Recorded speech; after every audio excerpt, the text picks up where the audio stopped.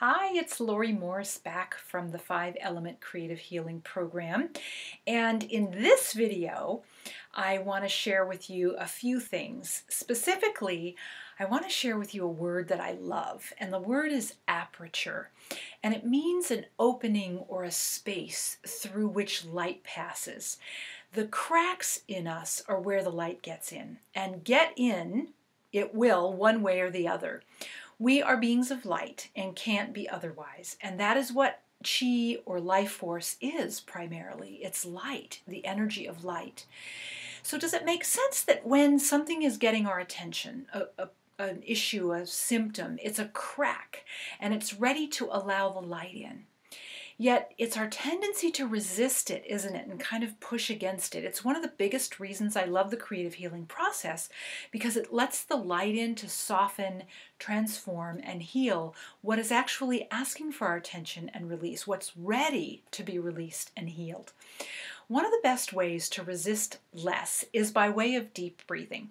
So I wanted to have us take 3 deep breaths together right now so you can see the difference between how you feel now, the tenseness in your body now, and how and where you might be holding yourself tense. So let's just take 3 deep breaths, just check in with where you are now.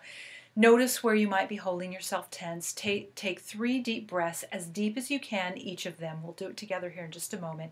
And then after you're done with your 3 breaths, just notice what might be different in your system. So let's do that now.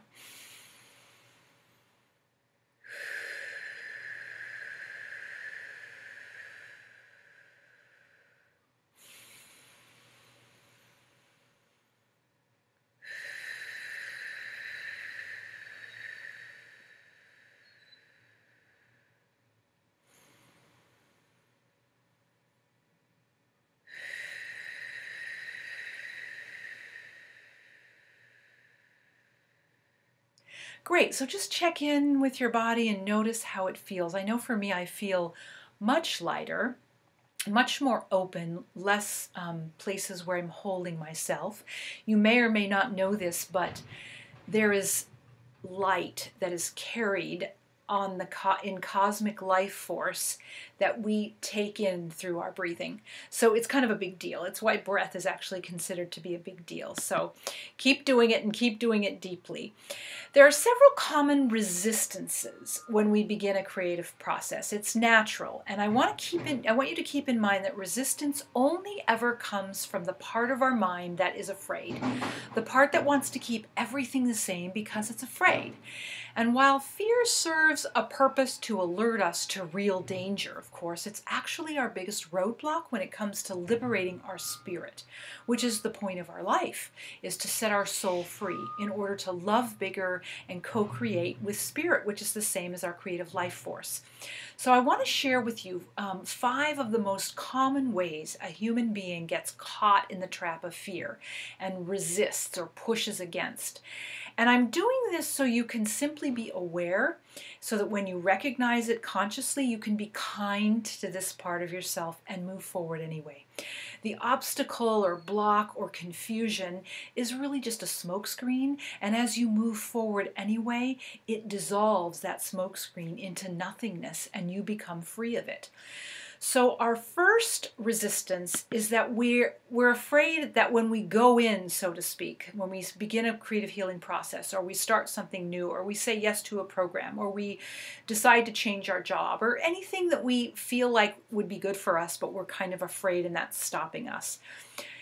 We're afraid that it's going to hurt, or that we might be injured, or, the deepest part of our DNA is fears being dismembered or annihilated. I know that sounds really dramatic, but that lives in a sort of a deep place of our DNA. And so one of the things I want you to keep in mind at a conscious level is that it's actually more painful to stay stuck than it is to recognize the resistance, breathe through it, and walk forward anyway. There's much less pain, and it's actually safer to move forward through our resistance than it is to stay stuck. The other thing you probably have noticed in your life is that as we keep resisting, then the the messages of that resistance just has to keep getting louder. And that is no fun. That's actually kind of painful. So just remind yourself that it's less painful to move forward than it is to stay stuck. And our second tendency of resistance is that we resist taking the time for ourselves. And this is especially true for women. And so what I would have you consider is to just find ways to take tiny, small blocks of time. I was working with a woman a couple of weeks ago, and we were talking about this very thing. And she's a busy mother of two, and has a business, and she's married, and she's struggling with taking care of herself, like many women are. And so I said to her, okay, what do you think about this? And I could feel her bracing. I could feel her ready to just sort of, retort. And I said, how about if you just take 10 minutes 3 times a week? And she looked at me, and I could just feel her system soften. And she's like, oh, is that all? And I said, yeah, just start small, start with where you can.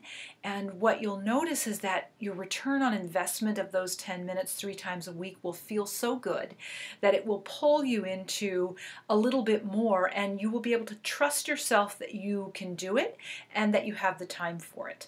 Then maybe you add another day and you're doing it 10 minutes 4 times a week. And then maybe one of those days is a Saturday where you're not working and you decide that 10 minutes is far too little and that you're just getting your juices flowing, so to speak, and you're willing to take 20 or 30 minutes. And all of that just adds up over time, and it builds on itself to become a momentum of energy that starts shifting the energy inside of you. So don't go in thinking you have to sort of turn your life upside down. We're not talking about that at all. We're just talking about bite-sized pieces here. Remember our analogy of a meal. We eat a meal 1 bite at a time, and preferably we take the time to chew and to enjoy and savor the flavors of each of the bites. So that's what we're talking about here. So start where you can, and then just add to it over time as your system guides you to that.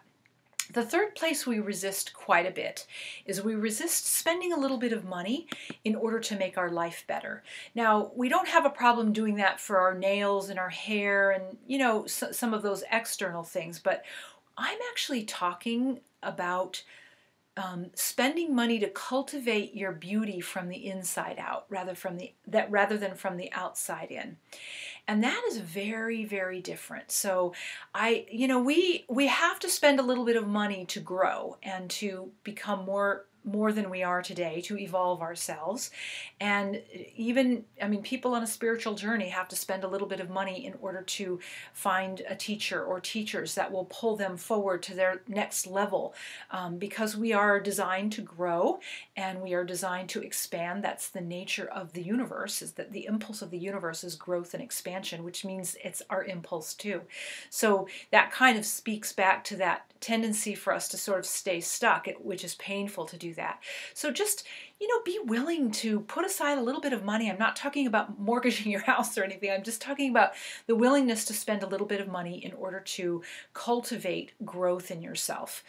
It is very expensive to be sick. The statistics show that anybody who has any sort of a health concern or health issue will spend from $4,000 to $10,000 a year in trying to figure out how to make that issue go away, basically, or become better.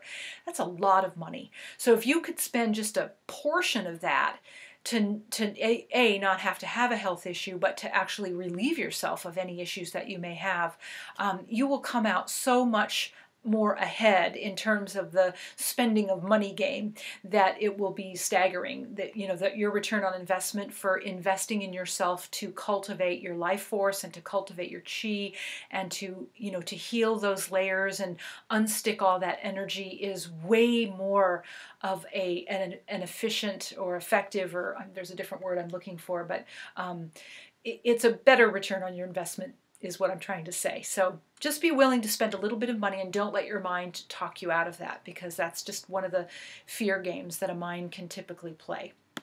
So the fourth resistance that most humans have is that we're afraid it won't work for us. So if you choose, let's say, one of your creative portals and you say, okay, that's the way I'm going to play, then you might stop in fear before you actually walk through the doorway, so to speak, in order to start and begin your play, your creative play. And here's what I want you to know is that the research is it is so incredibly clear that whether a person has ever touched a colored pencil, a paintbrush, a block of clay, a guitar string, a piece of watercolor paper, whether they have touched any of that or not, if they are, especially if they're being guided by someone who knows how to take them through a process, uh, every single person who does it gets benefit and finds some sort of a beneficial healing outcome through the process. So I would like to ask you to set aside any sort of fear that might come up and resistance to doing it anyway because you're afraid it won't work for you. The research is wildly clear. I just said it again. I have a lot of this information on my website, the 5elementcreativehealing.com website, and I've sent it to you, or will be sending it to you soon anyway, in an email. So you can just sort of allay some of those fears that you might have in yourself that this works for everyone else or other people but not you, because that's absolutely not true. So that is our fourth common human resistance. And our fifth is that, especially if you consider yourself a spiritual person, people think that what they're doing in their spiritual ways is enough. And please don't get me wrong. I'm not saying that what you're doing isn't good or isn't enough. I've learned through my own process and through working with so many other people that we hit kind of like a ceiling and we think we're doing all we can, and we're actually not. It actually ends up becoming a little bit of a hiding place for us, where we keep ourselves from moving and expanding ourselves into our next level. And so I want to ask you to just not stop what you're doing. Don't abandon what you're currently doing, but you do need to bring your creative intelligence into its next level. And you want to bring it to the table. And if you don't know how to do that, then that's why you're here, of course. And I also want to say that sometimes people worry that I'm saying to abandon their doctors, and I am not saying that at all. I'm saying don't leave your infinite, wise, creative intelligence buried as you make your health decisions, and all your decisions for that matter. So the first place to start is with acknowledging that you have this intelligence. And you do, because if you're alive, you have it. And the next step is to get to know it inside of you, inside of yourself. And no one teaches us this, which is why I have a program. And as you cultivate this better knowing and relationship with this part of yourself, you will discover that it teaches you. And then it's much more natural and normal to include it in all of your decisions. The mistake is thinking that you're already doing that, or that it's enough what you're doing. And what I'm asking you to consider is that there's always that next layer of intelligence to expand into. And that's, again, why I have this program to help guide people through into that next level of expansion. And I'm going to tell you a little bit more about that in our next video. But meanwhile, the complacency of I'm spiritual, so I'm good, is a little bit of a blind spot and can sometimes be dangerous if we keep ourselves there long enough. So don't let yourself get caught in that trap. Always know that there's your next level. The nature of life, as I just said, is the impulse to grow and expand. And where you currently are now is really your starting point for where you're ready to expand into next. It's not your final destination. So the other thing that is helpful when you feel resistance or fear is to place your hand on your heart, one of your hands on your heart, and the other one just below your belly button on your womb. That's also sometimes referred to as the Dantian in the Chinese philosophy. And when you place your hands on those two places, they're energy centers and they tend to be very calming. So if you're feeling some resistance and fear and you just place your hands on those two spots on your body, you'll automatically start settling your nervous system and softening some of the resistance and fear that you have. So that's one thing that you can do that's really nice for resistance. The other thing is just get out a piece of paper and make a mark on it. Just take that white page and start making marks on it. It doesn't matter what marks you make. You can make squiggles, you can make circles, you can make an X, you can make boxes and circles and all kinds of things. In the 5-element creative healing program, each element has a very specific shape. And I often have people start with that shape for the element that they might be playing in, and write down everything that may not be working inside of that element, inside of the shape, and then everything that they're looking to transform into, like the outcomes that they're looking for on the outside. And then we actually create creative bridges between the two, and that's how energy starts to transform through the creative process in a human body. It's so fun, actually. Well, I think it's fun. And most of the people that I work with do too. And everybody does. I don't mean to say some don't, but I think probably some people find it more fun than others.